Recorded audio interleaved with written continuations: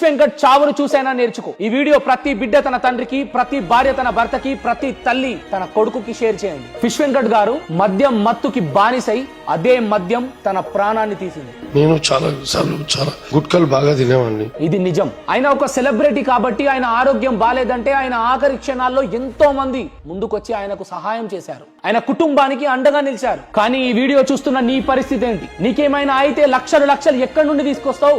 ఏమైతుందిలే అయ్యాక చూసుకుందాం అనుకుంటే చూసుకోవడానికి ఏం మిగలదు. నీ వల్ల నీ ఇంట్లో వాళ్ళపై అప్పులు, గోడపై నీ ఫోటో, దానిపై దండ తప్ప ఏం మిగలదు. ఇకనైనా మేలుకో. నీ ఇష్టాల కోసం నీ కుటుంబాన్ని కష్టాల్లో దొయ్యకు. బాధ్యత లేకుండా బానిసైన ఆ మనుషులకి ఈ వీడియోతో తమ బాధ్యతను గుర్తు చేద్దాం. ఒక్కసారి ఆలోచించు. ఇంట్లో ప్రశాంతంగా పడుకునే నువ్వు హాస్పిటల్లో బెడ్ పై పడుకొని నోట్లో పైపులు పెట్టి బయట భయపడుతూ నీ బిడ్డలు, బిల్లు కట్టడానికి సతమతమవుతూ నీ భార్య, ఎప్పుడు డాక్టర్ వచ్చి ఏం చెప్తాడో అన్న భయంతో నీ కుటుంబం.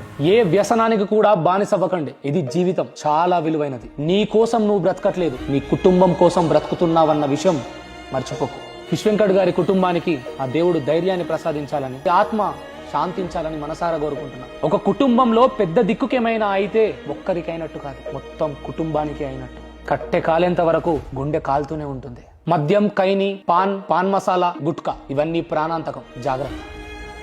జై హింద్.